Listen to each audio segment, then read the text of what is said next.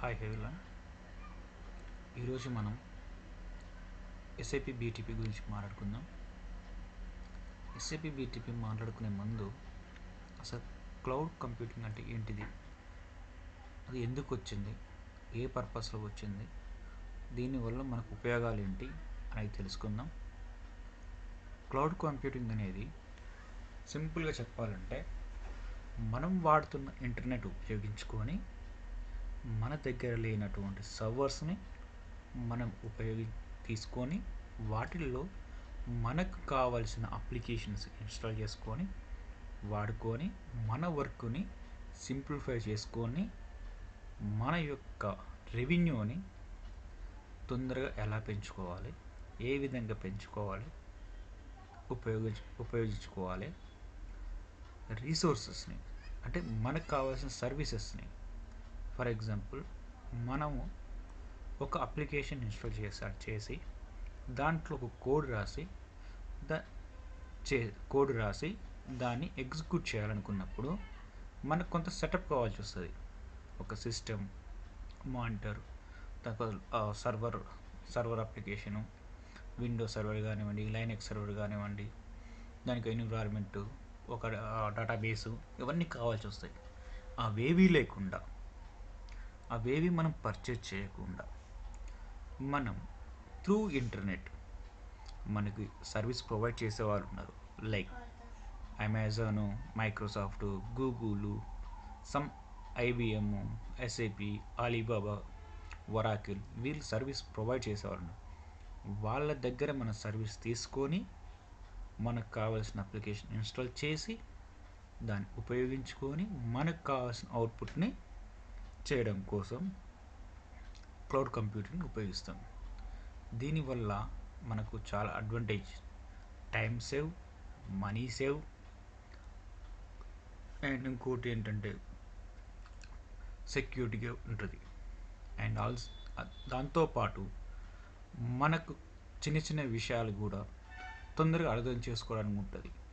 మన ఒక సిస్టమ్ని మనం ఎస్టాబ్లిష్మెంట్ చేయాలంటే అది ఖర్చుతో కూడుకున్న పని. కానీ ఇక్కడ మనం ఎలాంటి సిస్టమ్ ఎస్టాబ్లిష్మెంట్ చేయకుండా మన ఇంటర్నెట్ ఉపయోగించి సిస్టమ్స్ తీసుకొచ్చుకొని మనం వాడుకుంటున్నాం. ఫర్ ఎగ్జాంపుల్, మనకు దీంట్లో కొన్ని టైప్ ఆఫ్ సర్వీసెస్ ఉన్నాయి. అవి ఇప్పుడు మీకు చూపిస్తాను. IAS, PAS, SES. ఐఏఎస్ అంటే మీకు ఇందులో వర్చువల్ మిషన్ వరకు వాళ్ళు ప్రొవైడ్ చేస్తారు. దాని తర్వాత దీంట్లో ఆపరేటింగ్ సిస్టమ్ మీరు ఇన్స్టాల్ చేసుకోవాలి, మిడిల్వేర్ ఇన్స్టాల్ చేసుకోవాలి, రన్ టైమ్ ఎన్విరాన్మెంట్ ఇన్స్టాల్ చేసుకోవాలి, డేటాబేస్ ఇన్స్టాల్ చేసుకోవాలి, అప్లికేషన్ ఇన్స్టాల్ చేసుకోవాలి. దీంట్లో ఇప్పుడు ప్రొవైడర్స్ ఏం ప్రొవైడ్ చేస్తారంటే నెట్వర్క్ ప్రొవైడ్ చేస్తారు, స్టోరేజ్ మనకి ఎంత స్టోరేజ్ కావాలో ప్రొవైడ్ చేస్తారు, servers, for example Windows servers, Linux servers, ఇవి ఉన్నాయి కదా, ఈ సర్వర్స్ ప్రొవైడ్ చేసి వర్చువలైజేషన్ ఇస్తారు. అంటే వర్చువలైజేషన్ మీద మనకు కావాల్సిన ఆపరేటింగ్ సిస్టమ్ ఇన్స్టాల్ చేసుకొని మనకు కావాల్సిన అప్లికేషన్ మనం ఓన్గా ఇన్స్టాల్ చేసుకోవాలి. దీన్నే infrastructure as a service, IAS infrastructure as a సర్వీస్గా ప్రొవైడ్ చేస్తారు. నెక్స్ట్గా వచ్చేసి ప్లాట్ఫామ్ యాజ్ ఏ సర్వీస్. అంటే మనకు కావాల్సింది ఏంటంటే ఇక్కడ డేటా ఇన్స్టాల్ చేసుకుంటాము, దానిపైన మనం అప్లికేషన్ ఇన్స్టాల్ చేసుకుంటాము. డేటాబేస్ ఇన్స్టాల్ చేసుకొని దానిపైన మనం అప్లికేషన్ ఇన్స్టాల్ చేసుకుంటాం. ఇక్కడ వీళ్ళు ప్రొవైడర్స్ ఏం ప్రొవైడ్ చేస్తున్నారు, మనకు నెట్వర్క్ ఇస్తున్నారు, స్టోరేజ్ ఇస్తున్నారు, మనకు ఎంత కావాల్సిందో సర్వర్ ఇస్తున్నారు, వర్చువలైజేషన్ వాళ్ళే ఇస్తున్నారు, మనకు కావాల్సిన ఆపరేటింగ్ సిస్టమ్ వాళ్ళే ఇస్తున్నారు, మిడిల్ వేర్ కూడా వాళ్ళే ఇస్తున్నారు, రన్ టైమ్ ఎన్విరాన్మెంట్ కూడా వాళ్ళే ఇచ్చి ఎక్కడ మనము డేటా అండ్ అప్లికేషన్ మనకేది కావాలో అప్లికేషన్, ఆ అప్లికేషన్ మాత్రం మనం ఇన్స్టాల్ చేసుకొని మనం వర్క్ చేసుకుంటాము.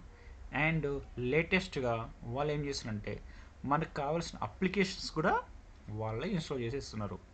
దాన్నే సాఫ్ట్వేర్ యాజ్ ఏ సర్వీస్ ఏమంటారంటే సాఫ్ట్వేర్ యాజ్ ఏ సర్వీస్ కింద మనకు ప్రొవైడ్ చేస్తున్నారు. ఏమేమి ఇస్తున్నారు? Network, storage, server, virtualisation, operating system, middleware, run time environment, and database also application. మనకి ఏ అప్లికేషన్ కావాలో ఇవన్నీ అప్లికేషన్స్ అన్నీ కూడా వీళ్ళు ప్రొవైడ్ చేసి మన చేతిలో పెడితే మనం ఆ అప్లికేషన్ ఉపయోగించుకొని మనకు కావలసిన విధంగా ఉపయోగించుకొని మన డేటాని సేవ్ చేసుకోవచ్చు, ప్రోగ్రామింగ్ చేసుకోవచ్చు, అప్లికేషన్ ప్రోగ్రామింగ్ చేయొచ్చు, అప్లికేషన్ ఉపయోగించి మన బిజినెస్ చేసుకోవచ్చు, మనకు కావాల్సిన విధంగా మనం ఉపయోగించుకోవచ్చు. Thank you for watching.